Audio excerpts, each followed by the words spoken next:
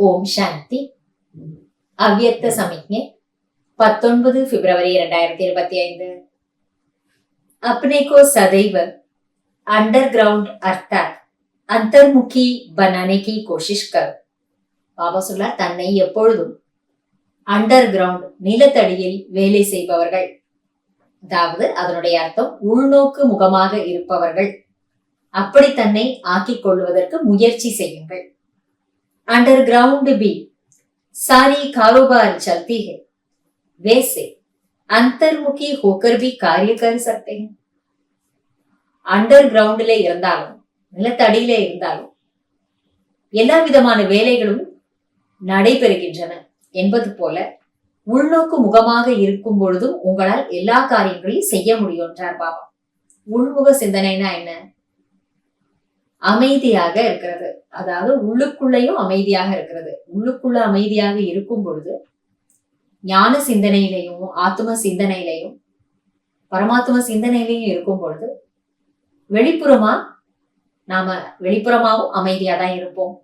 அது ஒரு சக்தி வாய்ந்த நிலை, எல்லா காரியங்களையும் செய்ய முடியும் அந்த நிலையில இருந்து।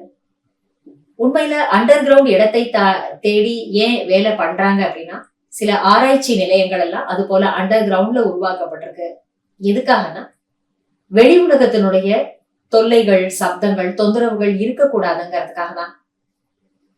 ஏன்னா மிகுந்த கான்சென்ட்ரேஷனோட ஒருமுகப்பட்ட நிலையில அவங்க அந்த ஆராய்ச்சிகளை மேற்கொள்ளணும் அப்படின்னும் பொழுது அது மாதிரி அமைச்சிருக்காங்க।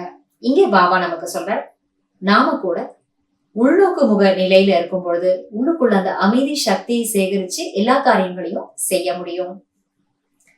अंतर्मुखी होकर के कार्य करने से एक तो विघ्नों से बचाव, दूसरा समय का बचाव, तीसरा संकल्पों का बचाव व बचत हो जाएगी। அந்தர்முகியாகி காரியங்களை செய்வதன் மூலம் ஒன்று, நாம விக்னங்கள் அல்லது தடைகளில் இருந்து தன்னை பாதுகாத்துக் கொள்ளலாம், இரண்டாவது நம்முடைய நேரத்தையும், மூன்றாவது சங்கல்பங்களையும் காப்பாற்றிக் கொள்ளலாம்। அப்பொழுது நமக்கு இது எல்லாமே சேமிப்பு ஆகும்। தடங்கல்களிலிருந்து நம்மை நாம பாதுகாத்துக்கலாம்। அந்த அமைதி சக்தியினுடைய ஆதாரத்துல நம்ம காரியத்தை செய்யும் பொழுது மனம் புத்தி நல்ல ஒருமுகப்பட்டிருக்கும்। அப்படி ஒருமுகப்பட்டு பண்ணும்பொழுது திறம்பட நம்மால வேலை பண்ண முடியும்। அதனால பாபா சொல்றார், தடைகள் இருக்காது, நேரத்தை மிச்சம் பிடிக்கலாம், சங்கல்பங்களையும் நாம சேமிக்க முடியும்। இது எல்லாவற்றினுடைய ஒரு சேமிப்பு ஏற்படும்। एकांतवासी भी और साथ साथ रमणीकता भी इतनी ही हो। அதன் கூடவே ஏகாந்தவாசியாகவும் இருக்கிறோம் என்றால் கூடவே இனிமை தன்மையும் அந்த அளவுக்கு இருக்க வேண்டும்।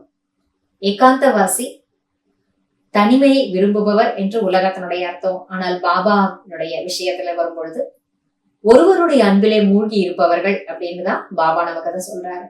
அப்ப அந்த ஒருவருடைய அன்பிலே மூழ்கி இருக்கக்கூடிய ஏகாந்தவாசியாக இருந்தாலும் கூடையே எப்படி இருக்கணும்னா நல்ல இனிமை நிறைந்தவர்களாக இருக்கணும், அந்த அளவுக்கு இனிமையானவர்களாகவும் இருங்கன்னு சொல்றாரு।